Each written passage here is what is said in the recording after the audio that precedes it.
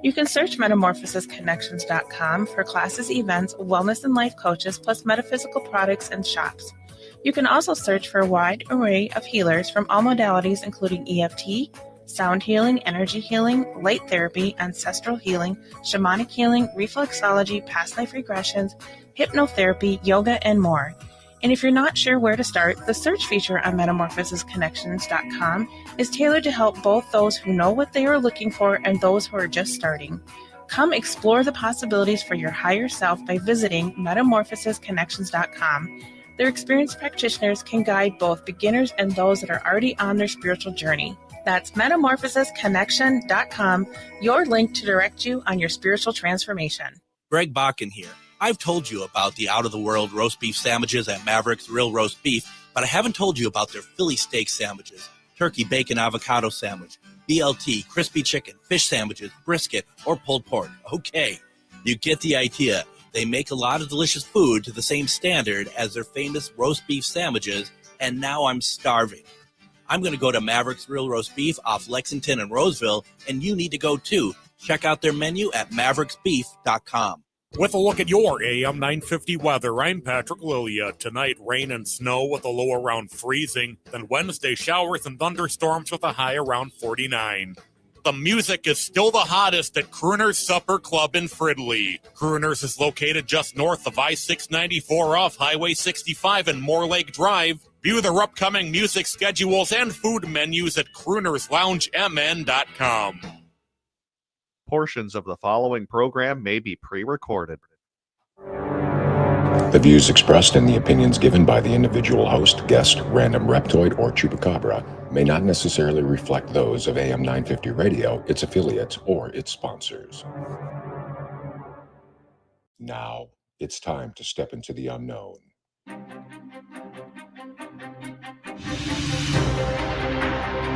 There are things people experience but never talk about. A shadow moving in the corner, flickering of the lights, a disembodied voice. We invite you to talk with us, share your story, share your experience, because this isn't just your story, this is our story. This is GhostBox Radio with Greg Bakun. And this is GhostBox Radio on AM 950, where every night we talk about the paranormal, ufology, Bigfoot, and so much more. My name is Greg Bakun. Thank you for joining us on this Tuesday evening. And, you know, we heard Patrick right before the show started, and he just needs to be quiet over there about that ice and snow stuff. I'm over that. I had enough of that. And I know we haven't had a lot of it this year, to be honest, but really any of it is more than enough for me. And I just I'm ready for spring. And especially enough of this. One day is 80 degrees and the next day is a blizzard. Can we get away from that for a little bit? I'd appreciate that very much. But here we are. It was the end of March yesterday. Now we're in April. Of course, this is the time of year for those kind of those really heavy snow and stuff. But I don't think we're going to get a whole lot tonight. I mean, I looked outside, and I'm out in St. Michael, and I looked outside, and it's kind of a dusting. Maybe we'll get more overnight, but I'm not too terribly worried about that, which is saying something because I'm a big baby in this stuff. So definitely going to be interesting. Now, speaking of snow, it reminds me of a time that some good friends and I went over to the Calumet for our birthdays.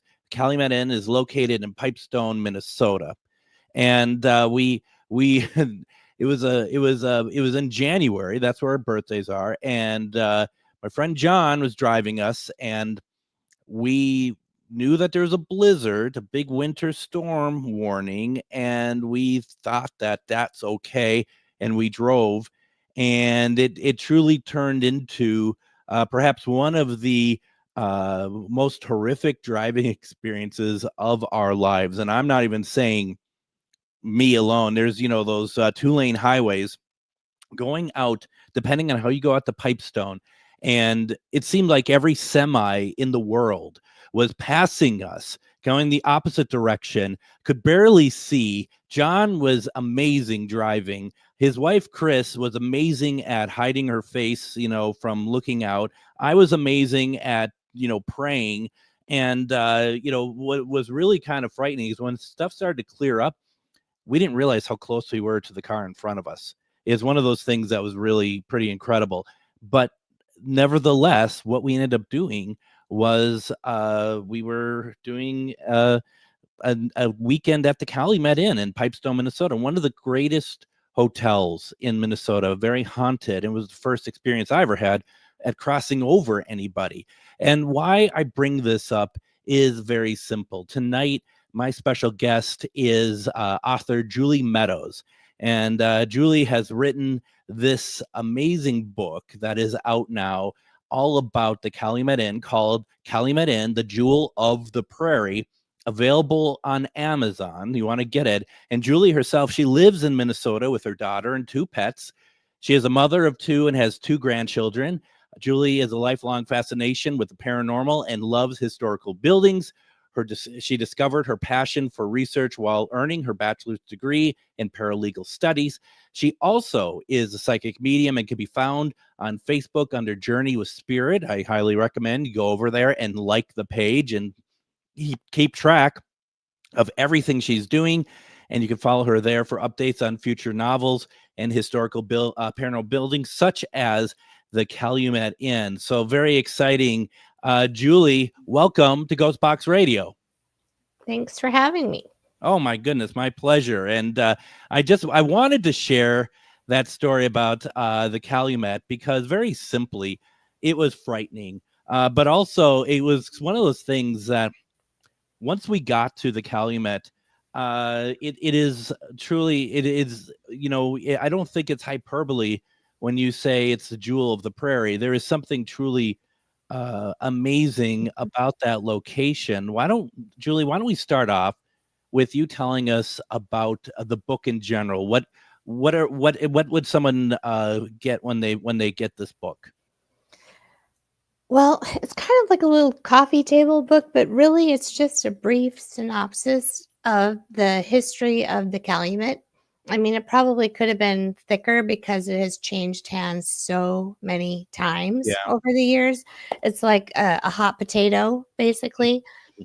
But I had so much fun writing it because I went into it from a paranormal angle and, it's a haunted hotel and it's beautiful and it's historical. But then as I started to write it, I fell in love with the history so much. It's fascinating. So, and I mean, the Calumet's kind of moved around the town a little bit too and keeps rising from the ashes. So it's kind of amazing that she just keeps fighting to live. It's amazing that it gets kicked around at all, to be perfectly honest, but that's a whole other show. I don't feel like we want to get into all that, right? We want to more just enjoy the positivities of what the Calumet is. And, my only time of actually being on television doing paranormal, and I was really close at one time to getting a show on travel, but ended up being on one of those like Care 11, I forget the name of the show, that is about outdoor stuff, and they came out to the Calumet, and Tammy invited a few of us out there to be on camera to do an investigation and stuff. And of course, none of them were really caring about, they didn't believe, right? And then stuff started to happen, and then they started to believe. Let's just put it that way. There is a lot of character, isn't there, to the Calumet? I mean, so much so. Yeah. She has her own personality. Like, she to me carries the town. Like she birthed the town, and she still carries it. Yeah. Yeah, you can see it in the just on Main Street. There's a couple places that really stick out to me in Pipestone, Minnesota. That'd be the Water Tower and the Calumet on street there. That it kind of commands respect. And for you, did you get, when you went there the first time, I'm presuming you went doing paranormal stuff, right? I didn't. I actually worked for the Tractor Pulling Association in Minnesota, and I've worked with them since 2017, and I needed a place to stay. Mm-hmm. Pipestone had a special place in my heart when I was growing up because I grew up on a farm in Welch, and my dad and mom would put me on the Greyhound bus, and I would ride all the way into Pipestone because my grandparents lived in Flandreau, hop, skip, and a jump away, and they would pick me up. And I was like, oh, I want to go work this county fair in Pipestone because it has memories for me. Well, I love haunted buildings and history, and that was the hotel to stay at pretty much. So I went to stay there and just fell in love with it right away. You mentioned that there is a lot of history to it, and I'm trying to approach all this as if I don't know, because it's like I've certainly, but I mean it kind of takes away from the thrill of an interview if I'm just like trying to beat you to the punch of some of the stuff going on there. So what is it? What are some of the things that really kind of took you by surprise about learning, especially after knowing about the Calumet for so long? What was some of the learnings that you picked up that just kind of made you just be like, well, I didn't know this, or this is very interesting? Just the way that she keeps rising up from the ashes, like, she's because literally fire, a couple of big fires, and then she always keeps coming up like a phoenix and getting rebuilt, and that somebody always falls in love with her to want to restore her, and she's been referred to in many newspaper articles when I was doing my research as the Jewel of the Prairie, which is where I came up with the title, because people refer to her as that they would come from far and wide to come and stay there. And I mean, I even had a moment when I was writing the book, just the history of the town, how the town was built up, how the hotel was built up. But I had a moment for like maybe a few minutes where all of a sudden did you ever watch the show That's So Raven? I missed that, Julie. She would have these moments where she would just kind of go and get pulled into another reality. Sure. And I was literally pulled into another reality. I was back on that main street. I was dressed in old clothes. I could see and smell the dirt and the horses and hear the carriages. Mm-hmm. And I was like, wow, this is so cool. That's cool. And then, I was like pulled back again. It was while I was actively doing research. And it's just, hearing about the lives of people, I did find it kind of funny and fascinating how newspapers were written back then, how graphic they were about what happened to somebody, the shock and awe to get papers, and then how differently we write now. So I found myself kind of falling into the writing style of back then, and I thought that was pretty cool too. There is a lot of history to the Calumet. Calumet has had many lives, hasn't it? Yes. And there is, in fact, it's been totally rebuilt very early on, wasn't it? Yep. 3 years after it was built, it burned to the ground. A total loss. I think it was a loss of about $425,000 back then. So it burned down in 1886, and it was only built in 1883. Wow. And then it got moved. So it was where it is now. It was 2 blocks north on the corner, and that's the one that burnt down. And then when they rebuilt it with the bank and everything in it is where they have it where it is now. I forgot about the bank in there. And one of the things I find very interesting about all of that is down in the basement there, because first of all, on the main level in where the bar is now, you had what was the vault, right? In there, which it's kind of still a vault because that's where all the booze was located. But then downstairs, I always remember Tammy talking about, I'm going to talk about Tammy, I think, in the next segment here a little bit, because she's just so wonderful on so many levels. That she always thought, and I'd love your thoughts on this, that wall in the pub before it gets to the doorway, that then on the other side of the doorway is the pub bar, that she believes that there is a restroom in there. Oh, And, I don't remember hearing that part. And so, of course, my first reaction is let's get a sledgehammer and tear this place down to see what we could find. But she didn't really want to do that for some reason. And but she believes that, and she's found, and Tam, if I'm totally misquoting you on this, just please let me know. But I think she's found, stuff that kind of leads her to believe that that's the case, because in the pub downstairs, when you go down the stairs or that ramp and there's the elevators and you go into the pub area, the bathrooms you go in, it's to the right. But she thought that when you go to the left and there's that wall that kind of heads up to the doorway there, that's there's actually hidden restrooms in their bathrooms. Oh, well, when people would come off the bus lines, Greyhound and the Jackrabbit lines, Mm-hmm. the men and women had to split up and use bathrooms different places. Absolutely. So- Absolutely. That's incredible, isn't it? I mean, and that's just it. And that's the thing about it. I mean, we don't know that for certain if they're there, but that's the great thing about a place like the Calumet. It never stops surprising and amazing us, doesn't it? That downstairs hallway is creepy. Yeah, you're talking about the ramp that goes down out the back door. Yeah. Because I used to, when I'd stay there, I'd park in the back parking lot and have to come up through that hallway, and I'd be like, oh. Yeah.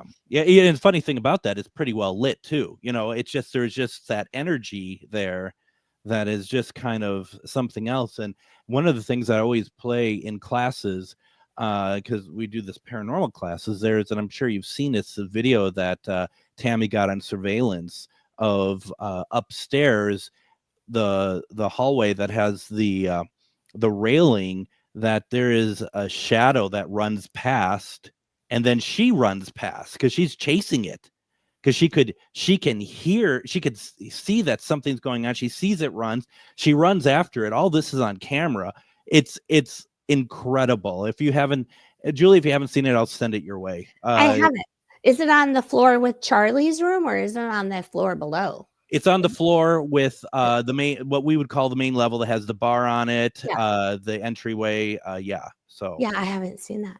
Okay, I'll send it your way. There's it just, and that's the thing. It's just such a amazing place. And Tammy is a force to be reckoned with, because Tammy is, she doesn't get frightened by any of this stuff at all. Right. Yep. And so she, and they respect her. The spirits do, at least. So yeah, there's a lot there. Let's talk about her in a second here. Julie, what I want to do is I want to go ahead and take our first break. When we come back, we're going to continue our conversation here with Julie Meadows, author. The book is called Calumet Inn-The Jewel of the Prairie, available on Amazon. We have a lot more to get to. You're listening to GhostBox Radio on AM 950.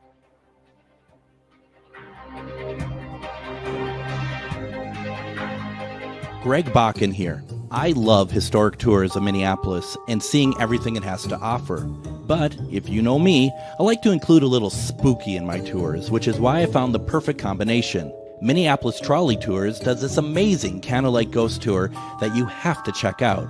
It's an extremely immersive experience. It's a trolley trip that starts out at a haunted mansion, traveling around Minneapolis locations exposing ghost stories that the public and business owners would rather left untold. Then a tour of the aforementioned haunted mansion where ghosts of past residents from the 1800s reside, plus a lot of surprises to discover. Next, experience Gertrude's After Hours. Did I mention Gertrude is the mansion's most famous ghost? Maybe she'll show up. And you finish up the tour at Gertrude's Lounge in the haunted basement of the mansion with refreshments and Q&A. The trolleys are climate controlled and the mansion is restored to perfection. Check out MinneapolisTrolleyTours.com for more information. Greg Bakun here. Like you, I love good, fresh, delicious food. So I want to tell you about this treasure in Roseville called Maverick's Real Roast Beef. Maverick's has the best roast beef sandwiches I've ever had. Made fresh every order.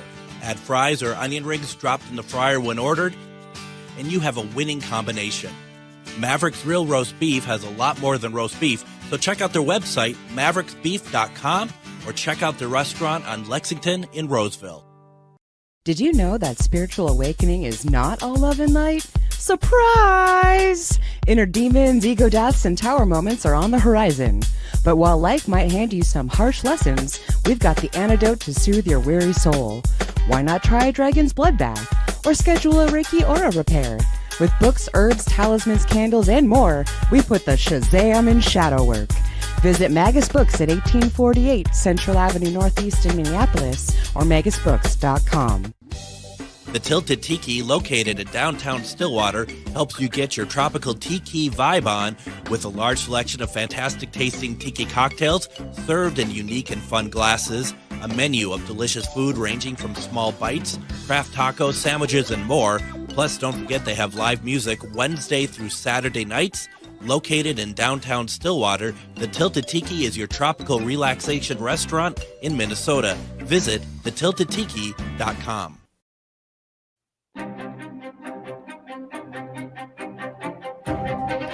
And if you haven't done so yet and you are looking to go to a paranormal convention, maybe you haven't been to one before, maybe you have always wanted to know what it's like, there's one in Eau Claire coming up on April 11th, 12th, 13th, and that is over at Eau Claire Midwest Metaparacon. That is happening. We're going to have folks like Jason Haas over there from Ghost Hunters, a lot of great speakers, a lot of great people talking about paranormal. I'm going to be out there as the official podcast for the convention. Really looking forward to it. If you want to go to metaparapro.com. There you're going to see Midwest Metaparacon.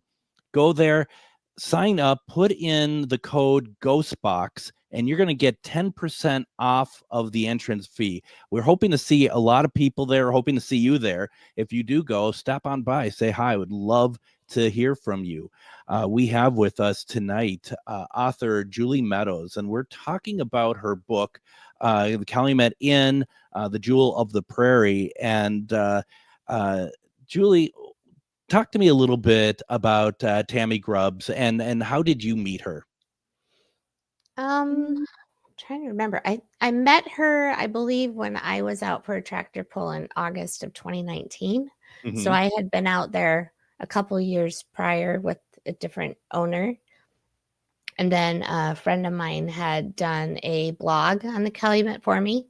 So when I stayed there again in 2019, I met her and I said, hey, did you know that I had someone that wrote an article about your hotel? And she's like, no. And then we just got to talking, and she is so nice. Yes, but she had mentioned to me that she had been kind of thinking or toying with the idea of having a book done about the hotel. And so I was like, oh, well, I can ask my friend, she's written a book before.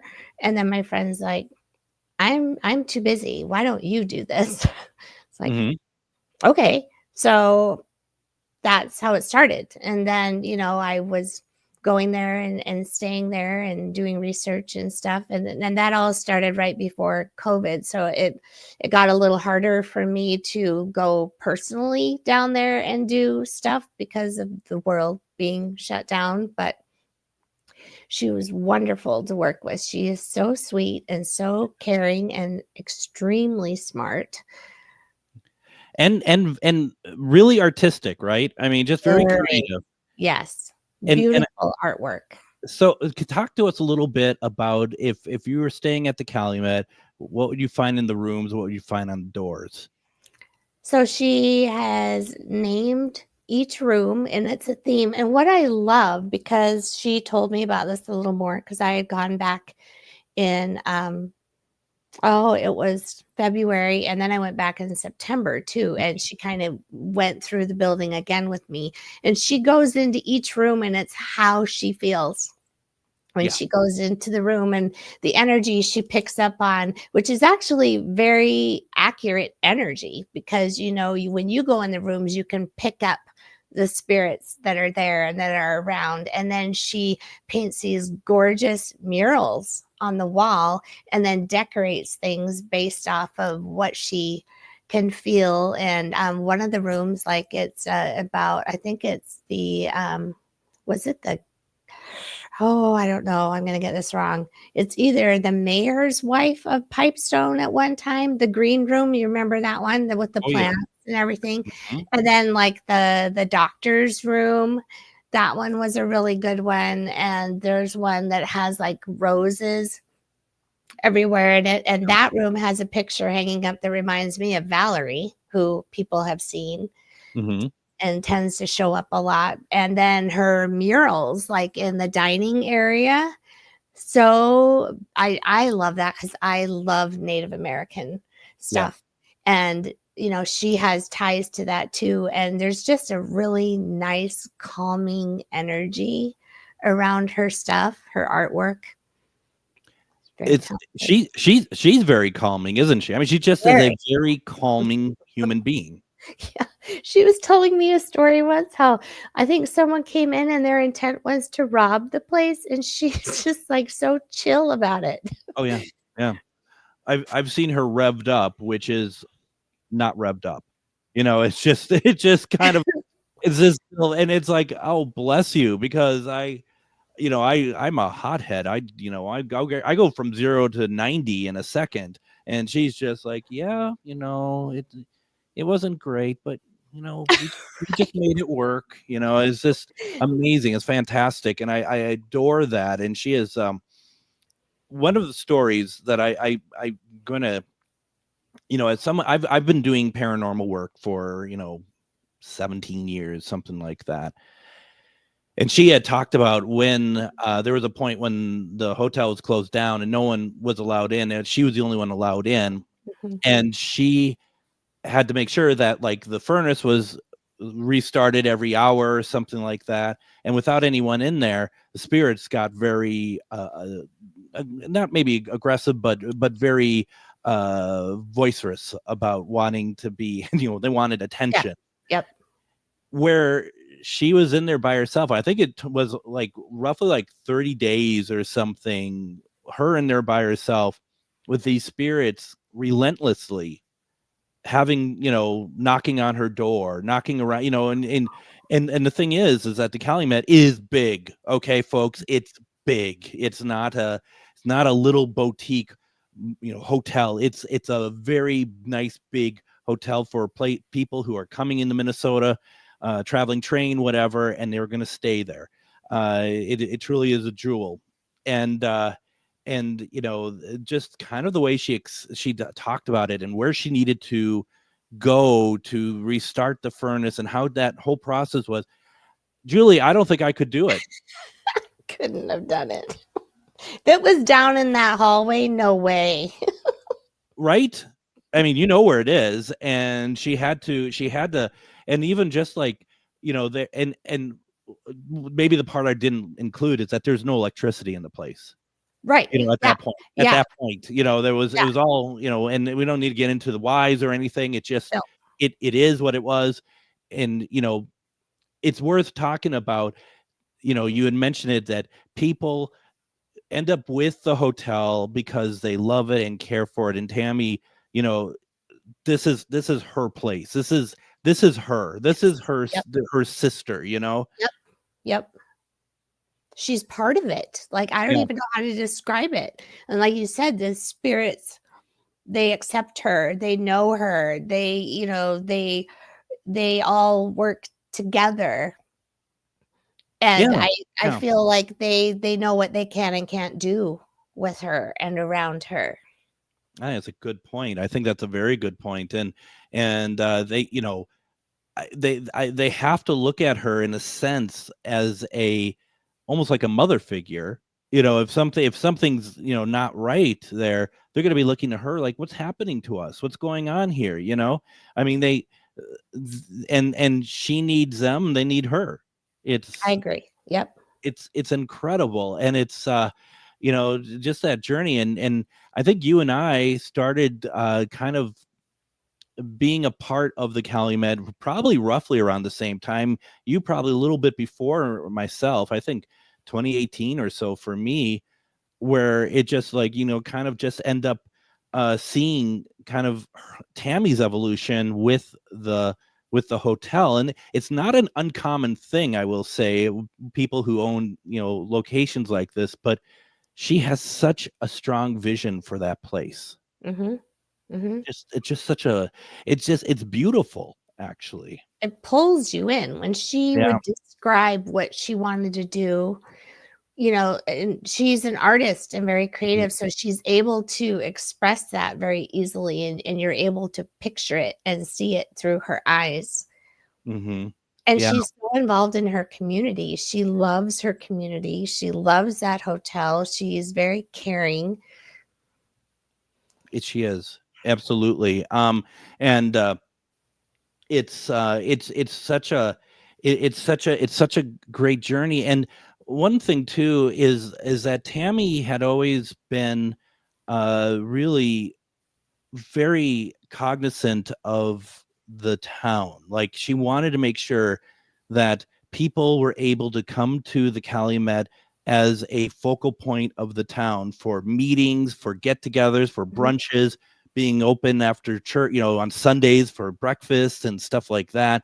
That she saw very well the place that the Calumet held in Pipestone. It's its status. Yeah. They had great food too. They did have. They really, oh my goodness, it was so good.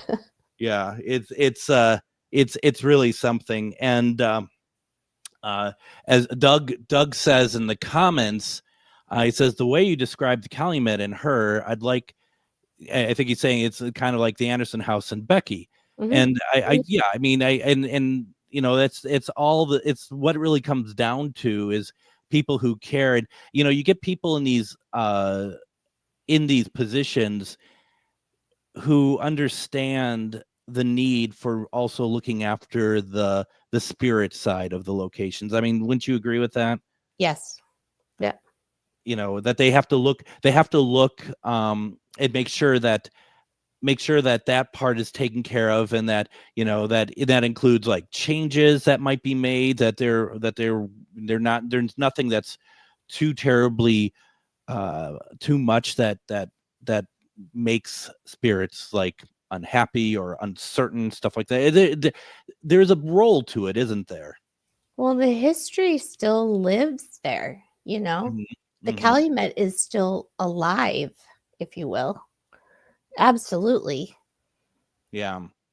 I wish that I wish I could see what the Calumet was like before the renovations. And I mean, not renovations of like, not too long ago. I mean, long time ago, when rooms are a lot smaller, and just how it really it was when before it became in its kind of its current iteration, I suppose. It's just so before the Hasera brothers came in 79. Yeah. Yes, exactly. Yeah. I would like to. I mean, I was looking at some of the like lakesandwoods.com. They have a lot of really good postcards and stuff about Pipestone, and I was looking at some of the earlier stuff today, and I was trying to blow it up really big in Word and look at it, and that first building is really interesting. And have you noticed, like, each version of it has the corner with the sloped stairs and the door, but nobody ever uses it. So like the big door, even in old pictures, it said hotel entrance, which is the one next to the pizza ranch. But why make a building with a corner door that nobody goes into? But they kept doing it. That's true. Wasn't there a piano there now or something? Yeah. No, that's a good point, actually. That's funny. What are you doing that for? So the other one had that too? Yeah. Yeah, the first one had it, and then the second one had it, and then the second one, I think, just wound up eventually putting a railing in the middle so you could go on either side to the door that you don't go in. And then you have the other door on the side, the other side, closer to the parking lot. I think that's great. Well, also they have that, like you said, that entrance next to the pizza ranch, and yes, people use it, but I always think of the main entrance actually to the side, because that's where currently the lobby desk is. Yeah. Which is really funny. Also, we don't even talk about the fact that part of the Calumet goes, is protruding into the Calumet from Pizza Ranch itself. That is not really part of the Calumet anymore. It's part of Pizza Ranch, but that used to be a brothel, right? Oh, I don't know. Yeah, there was, because so where that entrance is to the restaurant above the where the murals are that Yeah. Tammy, Yep. that even though that part is in the Calumet, that's actually basically part of Pizza Ranch, but it used to be part of the Calumet. Oh. And it used to be, I wanted to say that I believe that it was, everything back in the day was apparently brothel. So maybe I have that, but I know that, like, Tammy has said to me, she's like, if you want to go check it out, go to what's his face over at Pizza Ranch, let him know that you're with me and that you want to see the rooms.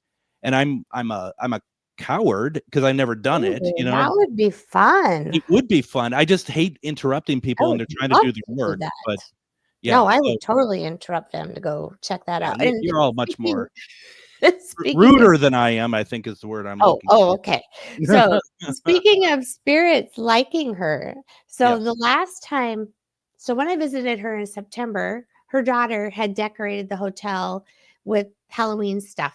Yes. Because they were going to have like a little Halloween thing, right? Mhm, So they had one of those obnoxious motion sensor things, but it was an old telephone. mhm, So mhm. whenever you walked past it, it would ring. Every time she walked past it, it was quiet. Every time I walked past it, it would ring. But we didn't figure this out until it had happened a few times. And then she finally looked back at me and said, wait a minute. When I go past it, nothing happens. And so then she tried it. And then and sure enough, it would ring when I would go past and not her. And I'm like, that's so rude. That's funny. That is really, I think we were out there around the same time that you were, because I remember Halloween stuff out as well. I think that came out the weekend before you guys, because she mentioned there was some paranormal thing going on, Sure. and I came out that weekend before. Some lame paranormal people coming out there, and as it was said, as Doug had said earlier, talking about the Anderson House, that's where you and I met, being at the Para Fair in January, and you had mentioned that you wrote this book, and that's where, and that hopefully you're going to have some sort of collaboration in the future with Anderson House. Yes, I am currently starting stuff, writing, but I've done some research, and I'm going actually there this weekend to spend a couple of nights and like really dive in. But I didn't want to get the two places, the history kind of jumbled in my head before I talk to you, because they're so different. Right. You know what I mean? And I mean, the Calumet's had so many different owners, and the Anderson House has had like way less. So it's going to be a whole different project. But yeah, I'm very excited. Becky does seem a lot like Tammy, and as much as I know of her right now, I just love her. So yeah, I've known Becky, not that I'm trying to outdo anyone here. I've known Becky for a very long time. Her and Pays are fantastic. So I will say, it's funny that you talked to me about not getting things confused, because when I promoted you Friday and Casual Friday, and by Friday I'm pretty much kind of a husk of a human being at that point. I promoted you as that you had written a book about Wabasha. And that's how really with it I was. And then when I was putting stuff together on Sunday, I thought, my God, I got that so wrong. And I had to make sure, like yesterday, I'm like, she wrote a book about the Calumet in Pipestone, just like, because I got it horribly, horribly wrong. In about another year, you can say that. Absolutely. Hopefully it'll take me about a year like the last one. So. Well, Doug says he's an employee of the Anderson House, so he's probably going to see you there. So say hi to Doug there. Yes, I'm coming up Thursday night, kind of late, but I'll be there all day Friday night, and most of Saturday. So that sounds great. Nancy says, is the Anderson House in Calumet? No, the Anderson House is in Wabasha, and the Calumet Inn is in Pipestone, Minnesota. So We're talking, they're similar and very different at the same time. And I don't mean Wabasha and Pipestone. I mean the hotels. It's such an interesting thing. And Nancy also says, I love Wabasha. Who doesn't? Julie, let's go ahead and let's take another break here. Come back. Let's talk a little bit about psychic abilities, some of the other stuff you do. There's a lot to get to. If anyone has any questions, go ahead, put them in the comments. Stick around. You're listening to GhostBox Radio on AM 950.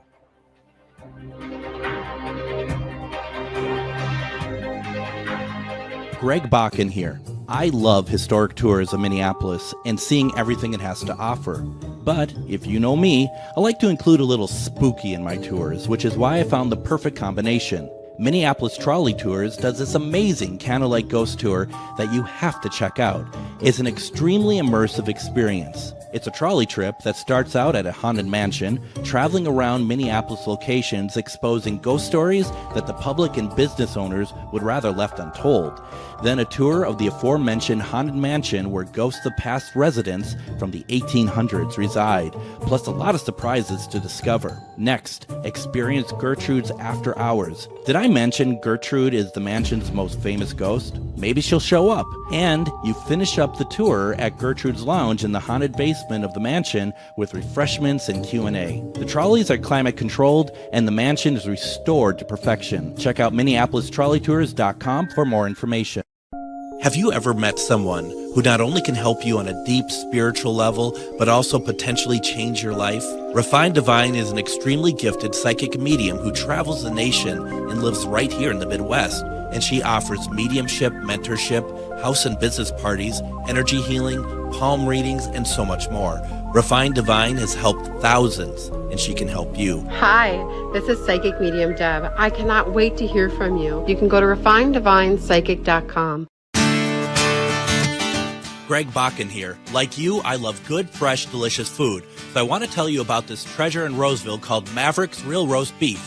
Maverick's has the best roast beef sandwiches I've ever had. Made fresh every order. Add fries or onion rings dropped in the fryer when ordered, and you have a winning combination. Maverick's Real Roast Beef has a lot more than roast beef, so check out their website, mavericksbeef.com, or check out their restaurant on Lexington in Roseville.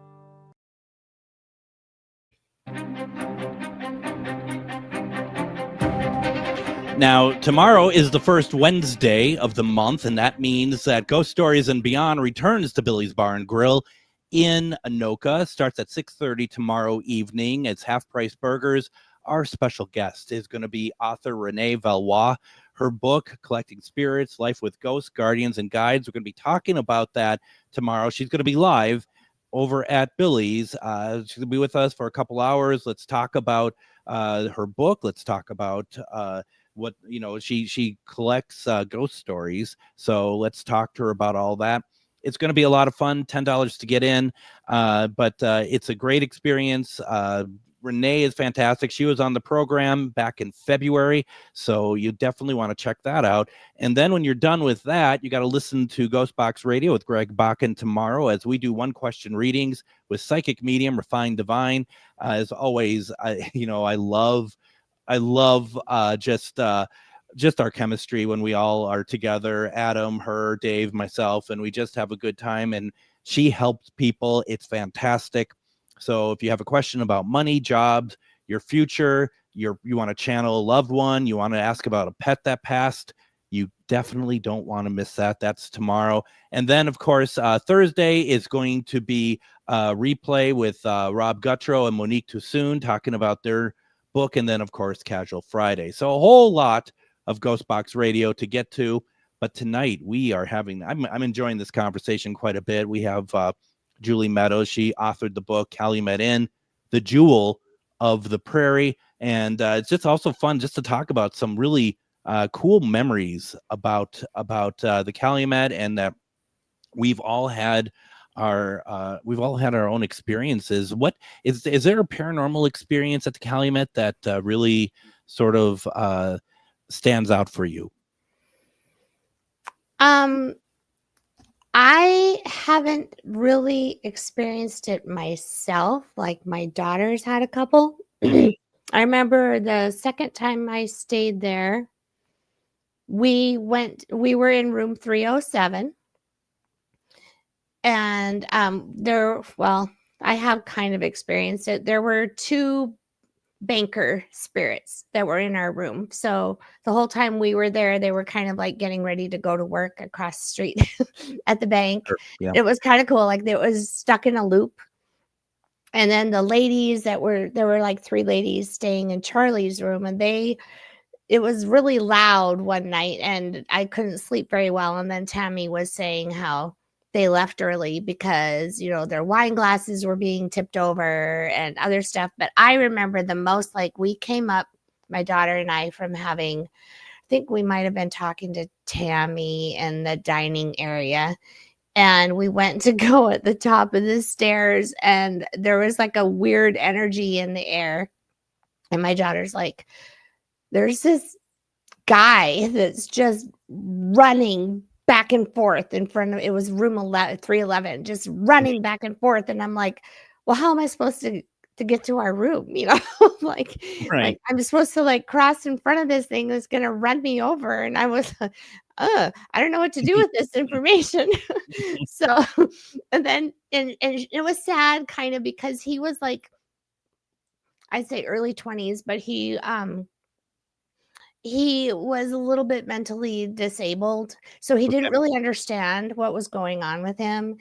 And we did actually wind up crossing him over because the poor kid, like his family and stuff, was waiting, and we had to convince him to go. But once he crossed over, completely different feeling in the hallway. Because like before that, I was like, I feel like I'm playing Frogger or something. Like I feel like a lot of frenetic energy, like frantic. frantic. Oh my God, yes. And then he would go part of the way and then almost all the way down to the other end. And you know how long that hallway goes down. It's like, how am I supposed to time this?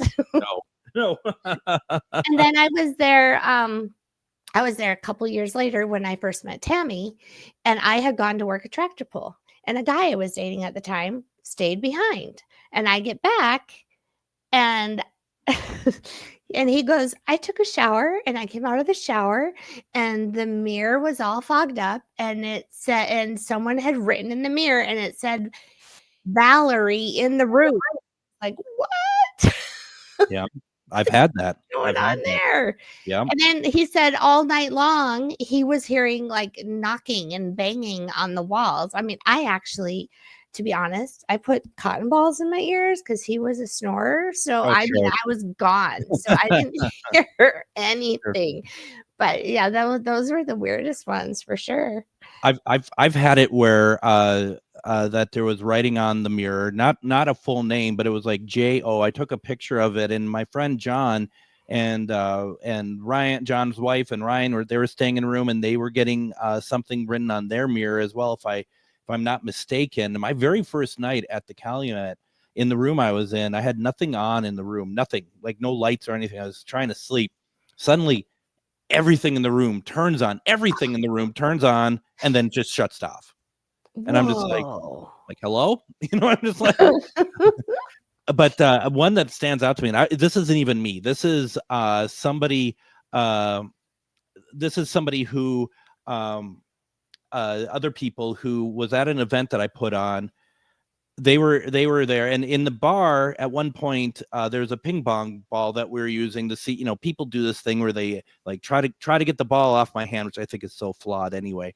But they have the ping pong ball on the bar, and it just takes off. And we're like, "Oh, that's pretty cool." Well, a bunch of them get into the elevator afterwards, and I'm not part of this, but these are people I trust implicitly. They get in the elevator and the door starts to shut, then it stops and it opens back up, and the elevator goes down a little bit, like somebody gets on the elevator, and all of a sudden somebody says in like a disembodied voice says in a deep male voice, "Good evening." And then they were all just like, and I see John is in the comments, and John, I think you were in the elevator, if I'm not mistaken. It was like you and Nicole and other folks. I mean, this place is, folks, this place is legit. This is a really cool place. So got that out of my system. First of all, get the book, right? I mean, there's a lot of history. John said, yeah, he was in there. Absolutely. Get the book, because we're talking about stuff that you are probably wondering, like, what are they talking about, like with Charlie and all this other stuff. You got to get the book. The history is well worth it. Learning about Tammy's well worth it. Going through the book, I see there's a lot of photographs and stuff in there. Mhm. You wanna get that. It's a fantastic book. Plus, you're also supporting a local author. Calumet Inn-The Jewel of the Prairie is available on Amazon. Now, I want to talk about your other stuff that you do, and with your Facebook page, Journey with Spirits. Let's talk about that. What is that we're talking about? Well, I had started it initially to like offer readings and energy work and stuff like that. But I have such a huge interest in the paranormal, and I wasn't getting any bites, So I just started to like go hard on the paranormal community and just network, because that stuff just fascinates me. And Yep. everyone's so nice anyway. So, I mean, if people find me, they find me. I'm trying to get into a local metaphysical store to do some readings and offer services like that and stuff. So, I mean, it's kind of my way to break out there a little more and get the word out a little more, other than just my friends. Right. Yeah. I love your business model. If they find me, they find me. Right. It's a unique take. I like it. I like the sort of the laid back, like, I defy you to find me. No, I think folks, you got to go over to Journey with Spirit, excuse me, and like it. And that's also you from what I understand, it's kind of a twofold sort of thing, because you're not done writing about paranormal or historic locations, right? No, I want to keep going with this. So after the Anderson house, if anybody has suggestions about a local haunted historic hotel or building that could be worthy of a book, I am absolutely open to suggestions.